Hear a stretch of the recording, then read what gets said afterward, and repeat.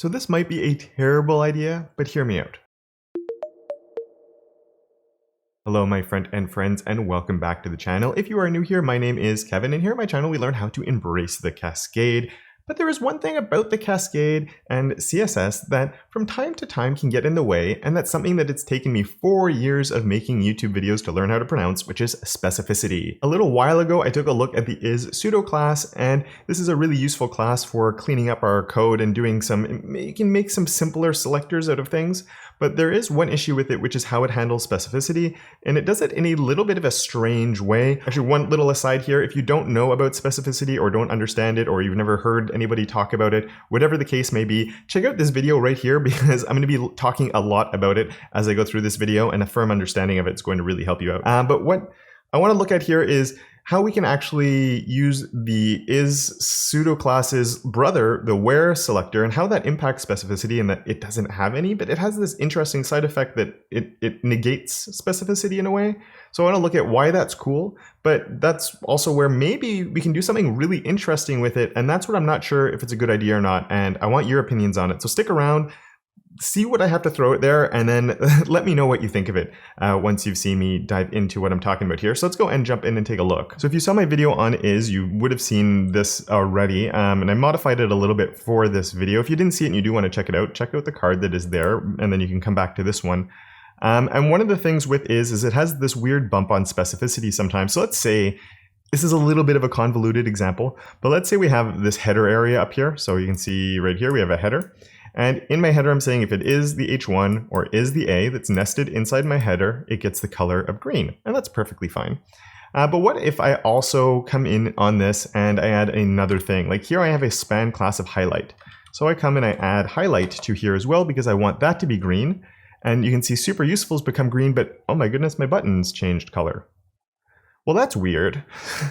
Well, it is weird, but the reason for that is, and I explored this in the is video, but is uses the highest specificity selector out of all the ones that are grouped in here. So when I didn't have highlight, when you're looking at it like this, we have a specificity of a 002 because we have the header, which is an element selector, and then these are element selectors. So it's choosing the lowest out of these. They're both the same. So it's a 002 because we have the two element selectors. I keep wanting to say 1, it's 2. Now what happens then when I come in and I add here the highlight, now what it's doing is, again, it's taking the highest one. So now it's choosing this one as where the specificity level is at. So it is now a specificity of 011. So we have one class selector plus we have the element selector here. Is a pseudo class, but it doesn't actually impact specificity. That is an important thing. All these new wave of pseudo classes, like not as well, it doesn't actually have a specificity itself, it's just the elements inside of it that do. It's kind of interesting. So that's sort of mucking up my button here though, because my button has a lower specificity. It's just a 010. So this is actually overwriting it, which is kind of annoying because, again, a bit of a convoluted example, but I could see this coming in and actually happening in some strange situations. And that's where where comes in. So where is exactly the same as is. You can see it's fixed this. The difference with where is that it has 0 impact of specificity. So this now has a specificity of 001, and that is obviously lower than my 010 that we have here, and so my button has a higher specificity. It is just a class selector, and it is winning. So that could actually come in handy for some things, right? Where you don't want to have a specificity hit, you don't run into these problems like this. I think that's actually really, really wonderful. Because this is sort of a more generic type of selector, and then you might want to overwrite it later on. And that idea really got me thinking and making me go, wait, if that negates specificity of anything that's inside of it, we have things like in Sass where you're actually setting like default values on things, and you're trying to set things up to be really easy to overwrite. And so this is what I'm thinking is, what if, say you have, like here I have this flow selector, and one thing, I looked at a video, and actually my flow, I have it set up like this, but normally I have a video that looked at why I like setting it up like this.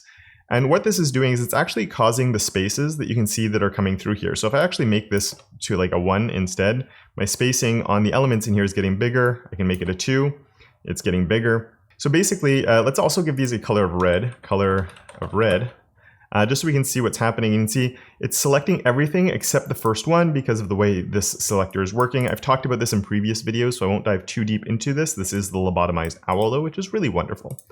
And I did a video where I looked at this, and a lot of people said, well, it's hard to know what this is. It's not very, like if you were just to run across this in code. But the reason I liked it is because it's low specificity, because these selectors here have 0 specificity hit. So if you do need to overwrite it somewhere, it's easy to overwrite it. For example, let's see these guys. Let's bring this back down to a 0.5. So what I could do is I could say that actually inside of cards, my H3, or I should do it, I guess a direct child H3 has a margin top of 2em because I want some more spacing on the top of them for whatever reason.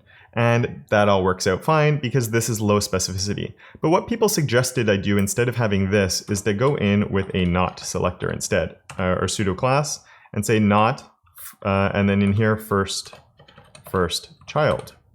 And then you can see that this isn't working anymore. I can put like 20 here and it's not working. And that's because this has raised the specificity once again. We're running into these specificity battles. And specificity battles suck. The more we have of that, and it's even why I had to do like card H3, because if it was just H3, I can't overwrite over my flow, but that's okay. I'm not too stressed about that or anything like that, but it is one of those situations where you can sort of run into some issues and you don't want to run into specificity issues. They're a nightmare, and then you start getting into these battles. You don't want to be doing that. So this is where my bad idea comes in. Or is it a good, maybe it's a genius idea. Maybe other people have thought of this and I'm just stumbling it across it myself now, but I wanted you to let me know what you think of this. And instead of doing this, we could do where not first child. And here it looks a little bit weird. And you can see it's actually working now. And this is now, is that more readable than what my star plus star was, the lobotomized owl? I'm not entirely sure, but you can see it's actually working now because this now is back to being a regular class selector because this guy has no specificity and everything inside of here has no specificity. Now you might not even like this whole, and I mean, this looks weird, right? I'm not a huge fan of where this is going right now, but maybe instead of doing this, and maybe instead of just resetting all our margins from the very beginning, so here I have my margin 0 on everything. So let's take that off. And what if we did a where, and instead of getting like more convoluted with the not selector and all of that, we get to say where last child.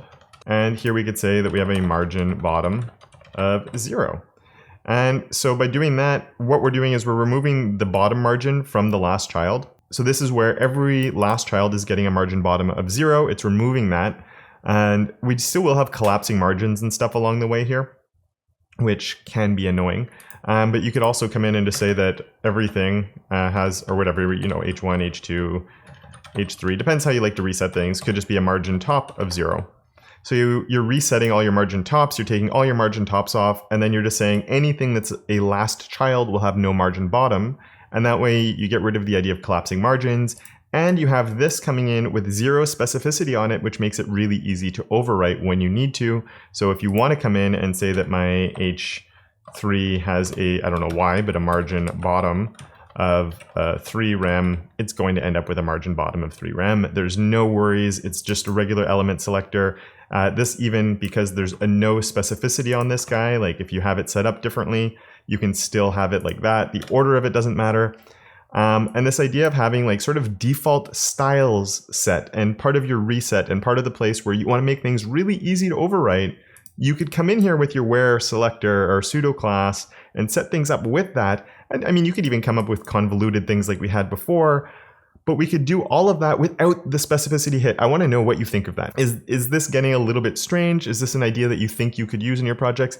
Let me know in a comment down below what you think of this. I'm curious to see how this is going to evolve and how people are going to start using the is and where selector. So I'd love to know what you think. With that, a very big thank you to both my supporters of Awesome, Zach and Randy, as well as all my other patrons for their monthly support. And of course, until next time, don't forget to make your corner of the internet just a little bit more awesome.